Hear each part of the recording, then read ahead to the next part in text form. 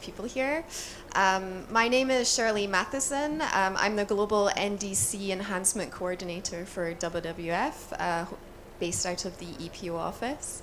And here today just to facilitate the conversation here, we have a couple of great panelists. Michael Matheson, no relation, but Scottish Government's Cabinet Secretary for Net Zero, Energy and Transport. So welcome, Michael. And Manuel Pulgar Vidal, the Global Leader for Climate and Energy at WWF and President for COP26. It's a really great opportunity for me to come here and facilitate because I am from Scotland, sharing the same name with Michael, but I work with Manuel, so this is really exciting for me, and I hope we have a great discussion. So here what we're going to do is discuss the role of states and regions in achieving 1.5 and the part that Scotland can play in accelerating action from non-party actors. Just to let you know that we are delighted to say that we will be joined shortly by the First Minister of Scotland, that's the plan, to set out the government's commitments on increasing ambition and action on states and regions. So we're expecting an interjection in a few minutes, but I think we just want to start with the discussion first off with Michael and Manuel. So I'm just going to crack off with my questions. So the first one, we wanted to talk about the role of states and regions. Michael, I'm going to come to you first on this, but I wanted to sort of set us off with a question. Why do you think non-party actors are so important in our fight against climate change? Okay, well, good morning everyone, and thank you very much to WWF for organising this event and for inviting us along to take part in it. I think one of the key things around tackling climate change is that it may be member states of the UN who will sign treaties, but the reality is that the vast majority of the work and actions which will be necessary to achieve the changes required will be required from subnational and state level. I think it's estimated that in the region of anything between 50 to 70% of the actions which are necessary to tackle climate change very often fall within the gift of subnational, state or local authority level functions. Therefore, to get to create a change at a grassroots level that will be necessary to tackle climate change, that won't happen at a state level, that won't happen at a national level, that has to happen at a subnational level and at a state level. I think one of the real challenges here is to also recognise that for many people the issue of tackling climate change can appear quite remote to them. It can appear as though it's being led by politicians at a national level, but to tackle climate change, it needs to take place at a personal, community, local level. And therefore, those who are engaged in this process at a local, community-based level need to have an input into determining what the actions are and how they should be taken forward at a global level. So I think that combination of creating the connection between individuals, local communities, and the change that's necessary means that subnational governments, state governments, local governments have to be seen as key players in tackling climate change. And then alongside that, we also need to recognise that the vast majority of the actions which will be necessary to affect change on a global scale will fall to the responsibility of subnational, state and local authority partners. And for that reason, they have a critical role to play in tackling climate change globally. Thanks, Michael. That's a great sort of summary of the think globally, act locally sort of mantra, which I think is really great. Manuel, maybe we come for you. I don't know if you want to add anything to that. Yeah, sure. Thank you, Michael, and thank you, Shirley. You know that I went to Rio 92 almost 30 years ago, and I remember that at that time we used to have two separate places. The Flamingo Park for the non-state actors and the Rio Convention Center with a lot of restrictions to access to. And that was the time in which we used to think that this was just a party's discussion. And then we move into the climate debate, because in Rio we got the Climate Change Convention, and we move into the development of that convention to Kyoto, and still we used to think at that time that just for parties, and even more just for the Annex 1 parties, also just the most developed part of the world. But after that, when we started to think on what it would be after Kyoto, we failed in Copenhagen. And it is interesting how much human being it is used to understand by failing. And why we failed? Because we thought that we could be able to repeat what we had developed in Kyoto, and that was not true.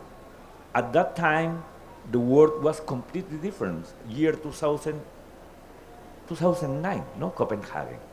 And we started to understand that, okay, we must have a different approach, from the top down to the bottom up.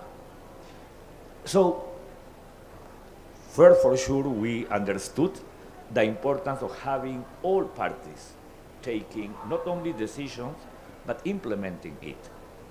But then also we started to understand the importance of convening non-parties. And that is why, and I am used to feeling very proud that in Lima we decided to launch this Lima Paris Action Agenda. That it was the first time ever in which this agenda was created. So I am used to thinking that most of the times it is by understanding processes and by going back to history that we can understand the evolution and why now are so important the non-state actors. But Michael, you mentioned also something important. Now we are not discussing an agreement. We are discussing implementation.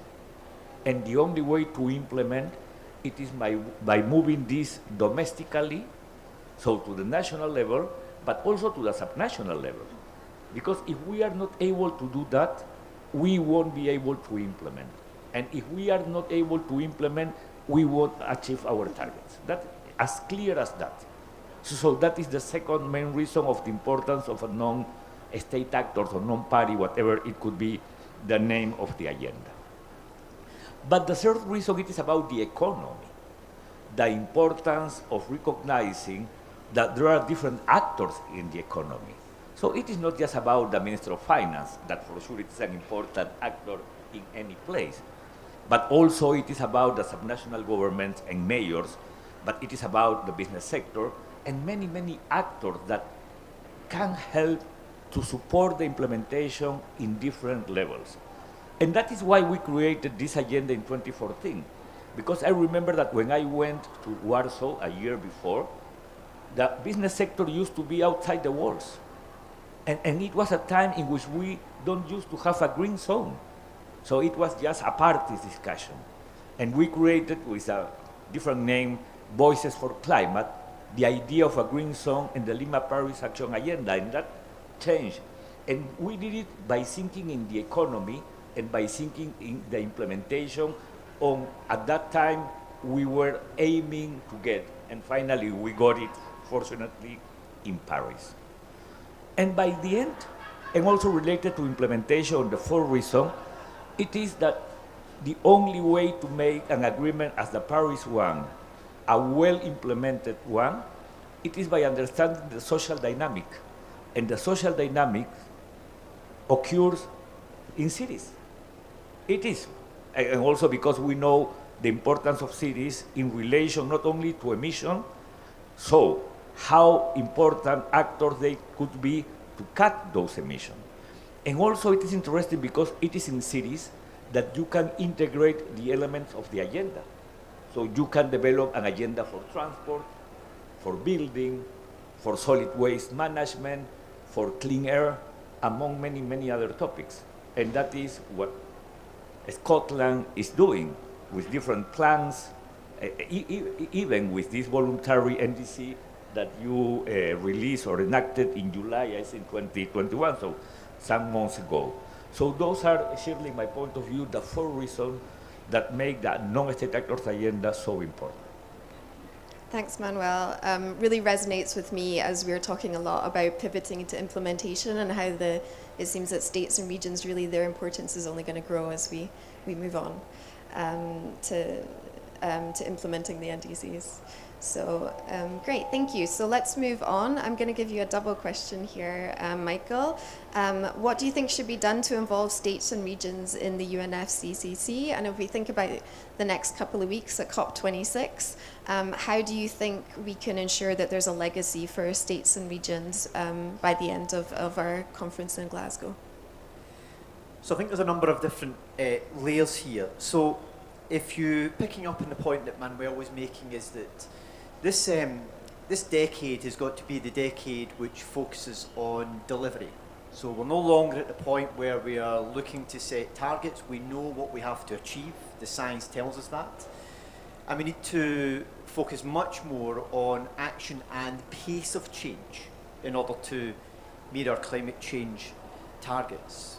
And from this COP, I think one of the things that's going to be absolutely critical is that state players at an international level have the level of ambition within their nationally determined contributions, which we know at the present moment doesn't reach where it needs to get to, so we need to see that level of ambition. But we need to see that level of ambition also reflected in the fact that subnational governments, states will play an absolutely critical role in the delivery of that. So if I take a practical example, let's take the UK. The UK cannot achieve its climate change targets unless Scotland decarbonises its energy system and we invest significantly in both onshore and offshore renewable energy. That's absolutely mission critical to delivering on climate change for the UK. But to achieve that, the Scottish Government has to create the regulatory framework and also put in place the actions that will be necessary to allow that to be achieved. So I think we're now, as Manuel rightly points out, we're no longer at the point of discussing what the agreement should be. It's about implementation of the agreement. So a success, I believe, from this particular COP would be a greater recognition and understanding of the role that subnational states and state players will have in the implementation of the Paris Agreement, and that they are critical to helping to support that. And what do I think should happen in order to help to facilitate that? I think as we move forward with COPs, they gradually evolve. Manuel has pointed out the progression that we've saw over the course of the last 10 plus years. I think as COPs grow and as it becomes more focused on implementation and action, there needs to be a greater role for subnational and state players in the dialogue that takes place at COP. Now, there's a number of different routes in which you could go about doing that. There's a number of different models. So, for example, if I was to give you an example, the Edinburgh process, which has been used for biodiversity, which was very much, as Manuel said, it was a grassroots approach. It was facilitated by the Scottish Government and civic-based organisations, which is much more about working up from the bottom up to create the change in biodiversity, which is closely linked to climate change.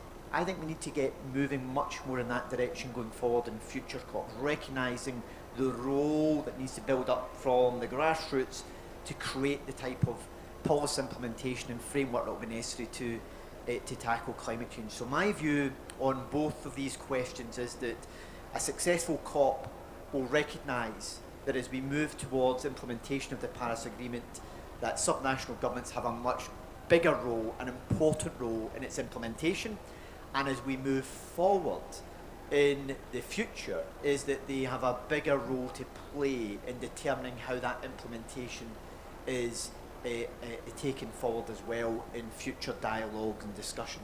And that, in my view, would be a positive both for subnational governments and also, I think, for achieving a more successful outcome from COP. Because if it's left at that national level continually, we will not see the change and the pace of change that's necessary.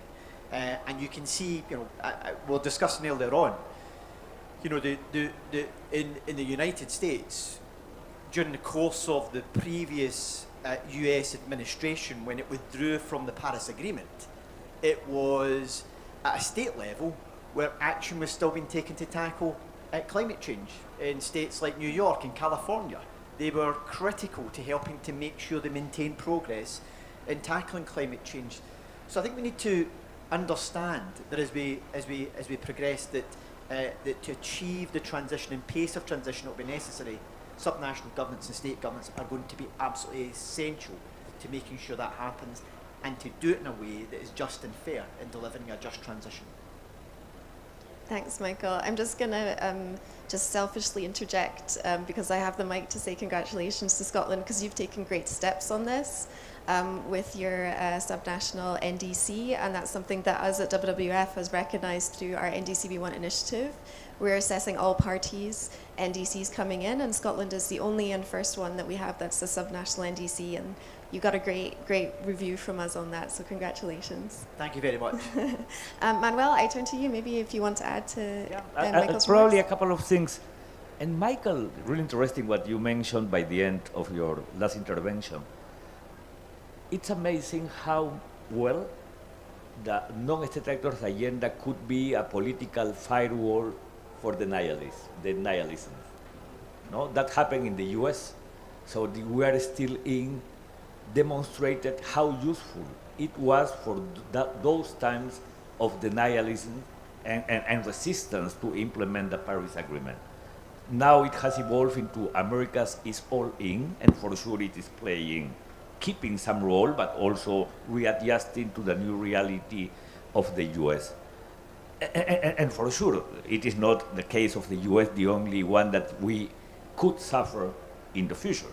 So we know, since the beginning of the Paris Agreement, I used to say, the Paris Agreement, it is as driving from northern Canada to southern Argentina, in which we will have different roads, probably some more difficulties in some places. But as former President Hollande mentioned, the Paris Agreement, it is irreversible and unstoppable. No? And that is something in which we must insist on. But in relation to that question also, let me say that when we think in COP26 and what are the opportunities to continue strengthening the subnational government role, for sure the Marrakesh Partnership and its strengthening into the Marrakesh Partnership 2.0, and in that sense the two champions, the Chilean and the UK one, they have done a great work. It is a place through the Race to Zero, the Race to Resilience, and the sectorial breakthroughs. No, it is a place through which the cities can strengthen their agenda, but also through the sectorial entry points. Again, as I mentioned, it could be because of transport, of some of those sectors. But let me add something, Michael. We know that we still have a gap to cover in sense of ambition. We have just heard from some weeks ago what UNFCCC is saying, that with current NDCs, we could raise temperature by the end of the century of around 2.7 degrees Celsius. Welcome, First Minister, please.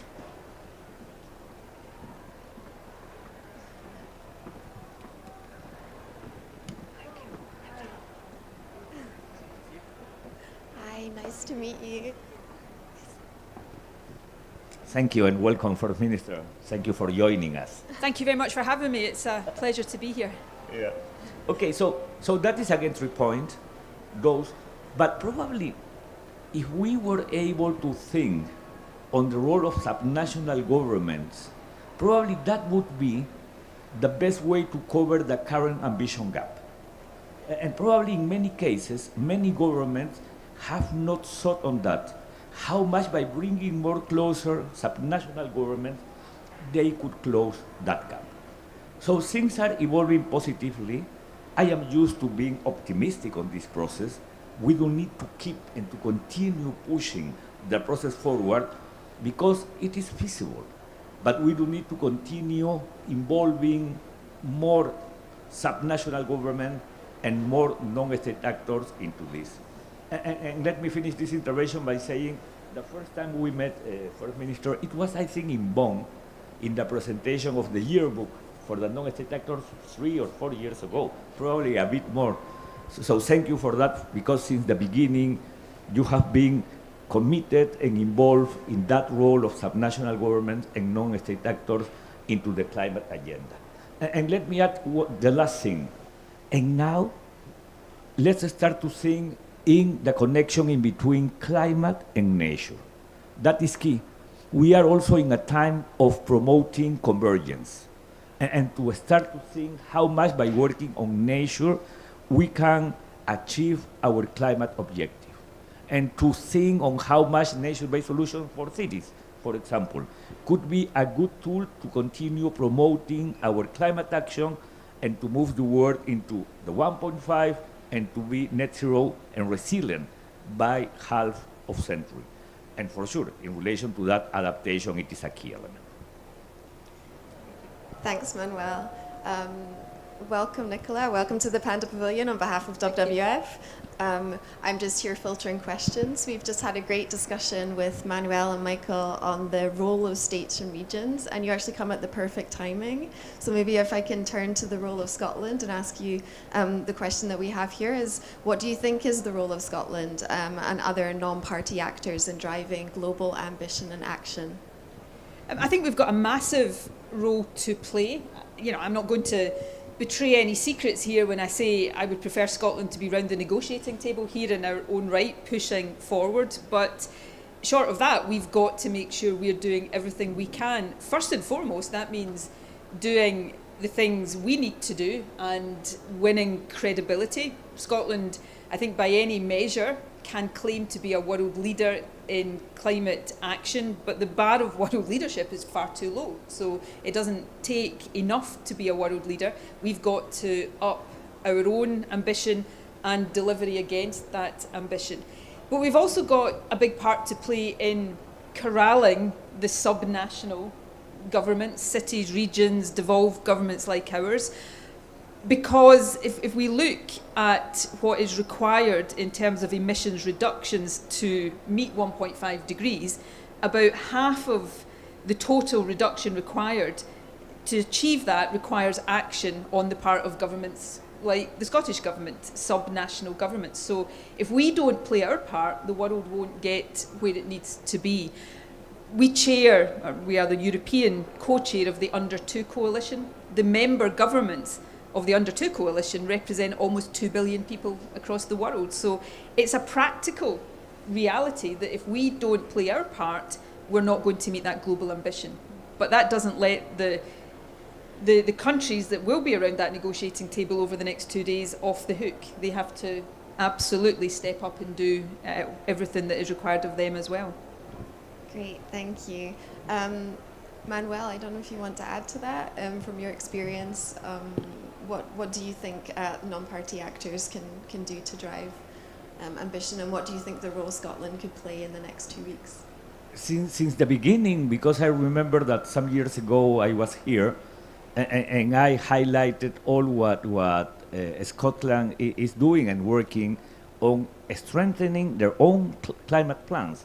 That is fantastic, because it is not just something that you did some years ago and you haven't never updated. You are keeping an update of your targets, plans, also to think about decarbonization. And what it is so important, First Minister, it is your just transition, because you have a just transition commission. And that is a key element. And sometimes we are not used to thinking on just transition. And sometimes we are thinking that just transition, it is just for the global south or for the poorest or the less developed countries on the world. And that is not true. It is for around the world, because the level of vulnerability, it is affecting the whole world. Let's see what it has just happened in, not just, but some months ago in Germany with the floods, or with the fires in the Mediterranean, or in California with the fires. So that is something that it is key.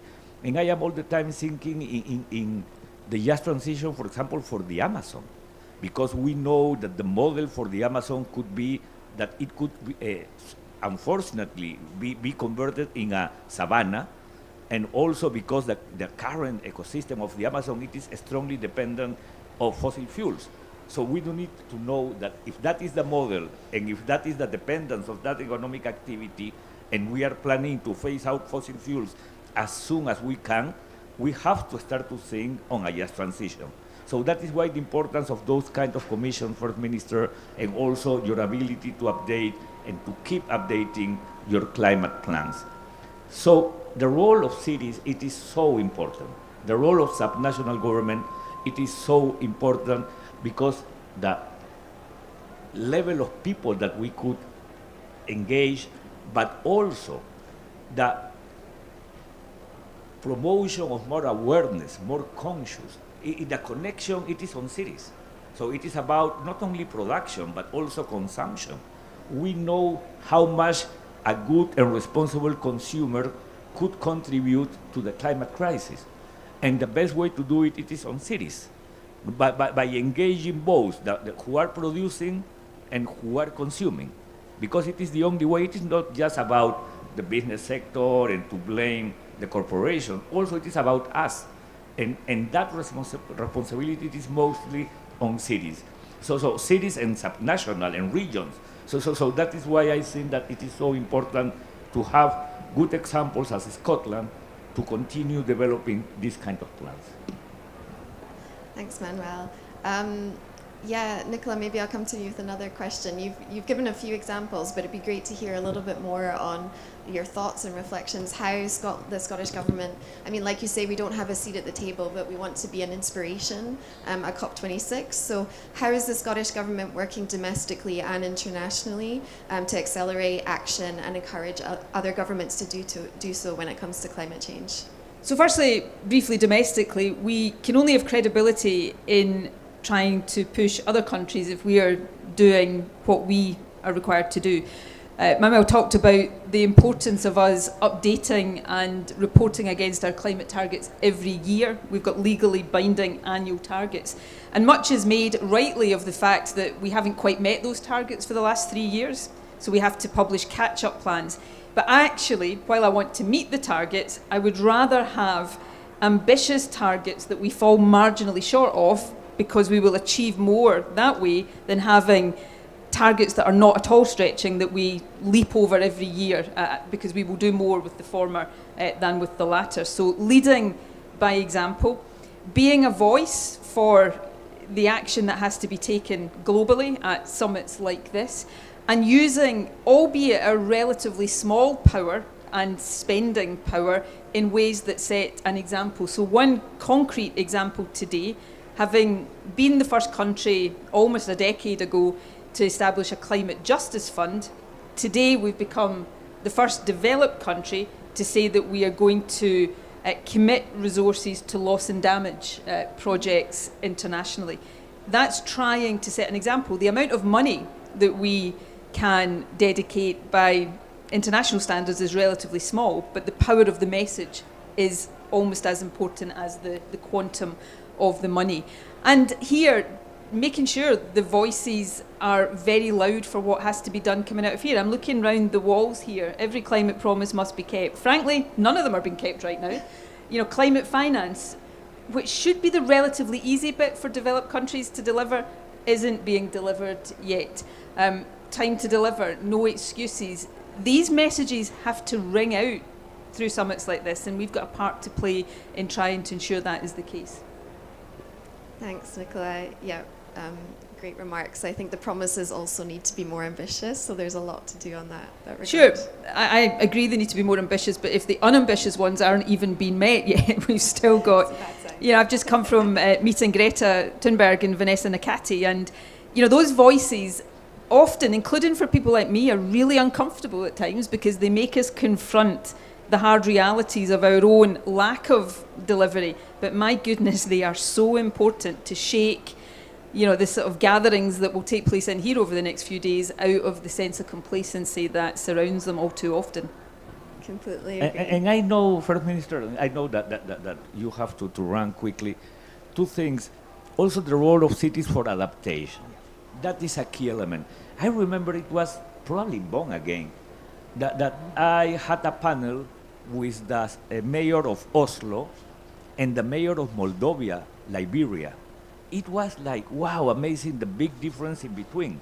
So when I was the moderator, and I asked them to switch the roles. And I asked the mayor of Oslo, saying that you are in charge of Liberia with Ebola, tuberculosis, and all those kinds of problems.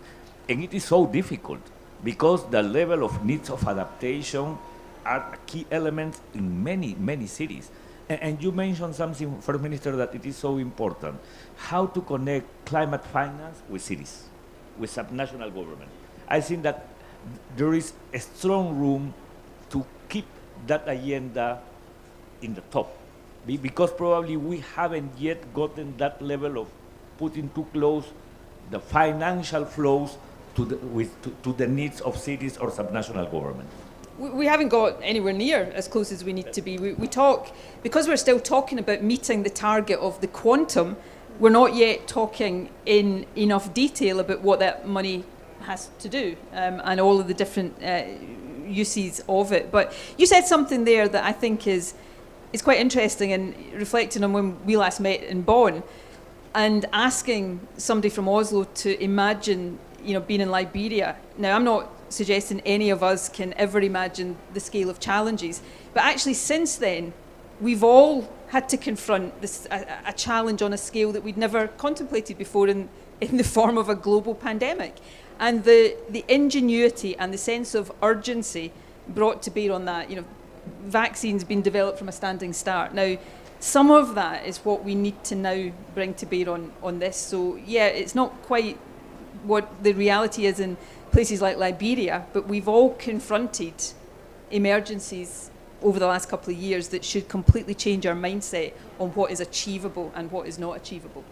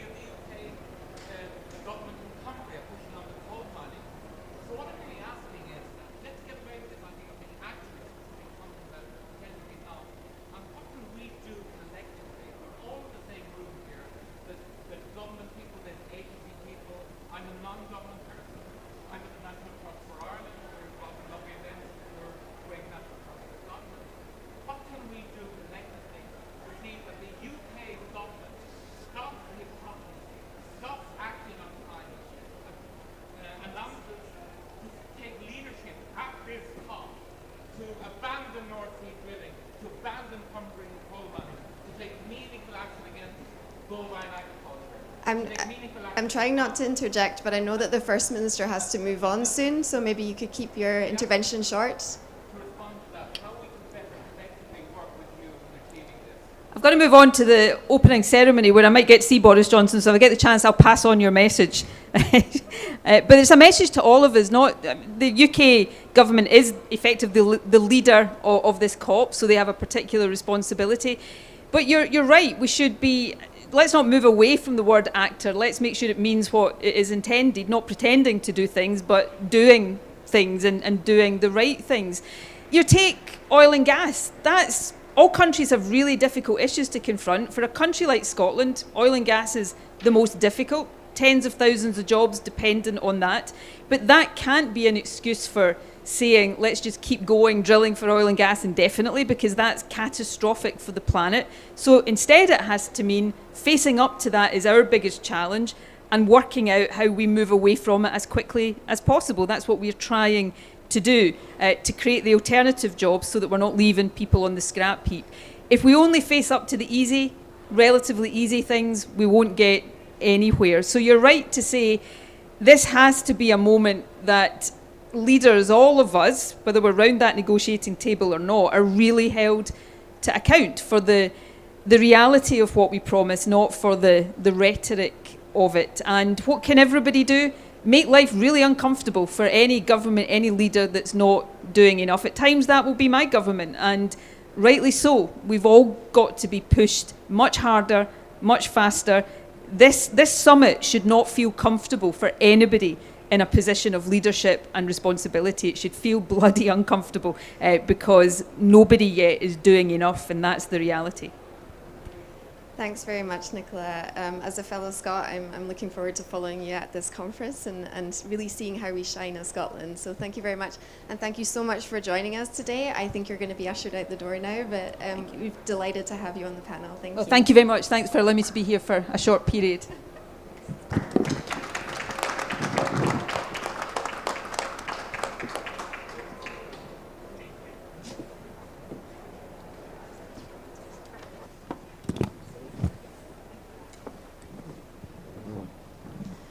Great.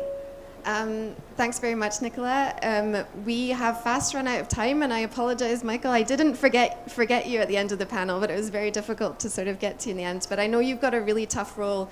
Your mandate is net zero energy and transport, so I just wanted to give you the space if you wanted to add anything to what's been said here about the role of Scotland and how ambition targets can be part of this from your perspective. Well, look, thanks very much. It was good. It was great the First Minister was able to join us for a period. I think I've got a new role, and it's a new role that's been created in government in trying to coordinate the government's wider strategic approach to tackling climate change and driving forward the net zero agenda, which brings its challenges, but it also brings very significant opportunities. I wanted to maybe pick up on a practical example to illustrate the importance of subnational governments in driving forward some of this agenda in practical policy terms. If I was to say to you that Scotland has 25% of Europe's offshore wind energy capacity, would you be surprised? If I was to say to you that we not only have about a quarter of Europe's offshore wind energy capacity, we also have about a quarter of Europe's offshore marine energy capacity. So, in order to achieve that, as a devolved government, we need to create the regulatory framework to help to support that transition from an energy sector in oil and gas, which is heavily dependent upon extracting hydrocarbons, to one which is much more dependent upon renewables, and to do that in a just and fair way. To achieve that, a devolved government, the Scottish Government, has to take the right regulatory actions and policy actions to facilitate that. If we get that right, Scotland benefits, our environment benefits, the UK benefits, but Europe and the wider world benefits. Because as major industrial economies such as Germany look to decarbonise, they are going to be very heavily dependent upon hydrogen, and green hydrogen in particular. And Scotland has the massive potential to be a net exporter of green hydrogen across Europe. That in itself then helps to speed up the whole process of decarbonising major economies across Europe. So I think if there's anything I would say from my role, and one of the things that has struck me the most since I've come into this post in the last couple of months, is that subnational governments, devolved governments, local government, whatever state level governments, whichever country you're in, are absolutely mission critical to delivering on a just and fair transition. And I think Manuel makes a very good point, is that the deficit at an international level can be addressed by subnational and state governments. And what we need to do is to ensure that the UN recognise that potential role, and that we start to have dialogue on an international level that helps to support and aid that. Some of that's taken place through the Under 2 coalition, etc. But I think at a UN level, there's an opportunity to set that in a direction that can help to create change and transition in a way and at a pace that is much faster than is presently being proposed by states at a national level. And in doing that, we will get the pace and the energy and the ambition that's necessary to meet our climate change targets. Let me add something that probably is related to what you are working on, Michael, and also related to our friend in the audience that made that question about energy. there are two elements in which we must continue working on. The first one is cooperation, because lack of cooperation in the energy sector is promoting that everybody is looking for their own source of energy around the world. The pandemic has shown us how poor cooperation we had mostly in the beginning, even in Europe, in which every country took their own decision to address their own problem. Now let's move this into energy. And it is the lack of cooperation in relation to energy that it is creating not competing relation, but that everyone is looking to, and this is my second concept, energy security. We must switch the concept energy security, that we know that it is the most affordable source of energy for a functioning economy, and look how much we can include to that concept the climate considerations. Because if we keep it, as for years it has been the concept, the countries will continue extracting their most affordable source of energy. So that is the point. And if we are not able to cooperate, no, we will continue having this situation in the energy sector when we do need to switch all that behavior. So cooperation, it is a key one. It is a key element, and energy security concept, it is something in which we should continue discussing deeply to switch and to bring into that consideration the climate consideration. That is, for me, two key elements to complement, no, what are the problems with energy. Thanks, Manuel.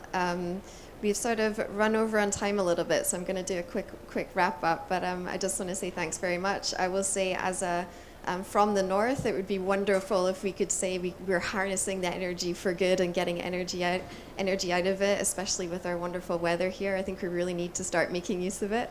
But yeah, great comments from everybody. Thanks so much. As a quick wrap up, thank you everybody for coming. I think the Scottish Government, WWF, are going to be doing more this week on talking about the role of states in the context of climate. WWF Scotland will have events on, so you're all very welcome. Michael, maybe you could join us for some. We're doing one on just transition, net zero, and agriculture, so hopefully you can join us. But that's everything for us. Thank you so much for joining.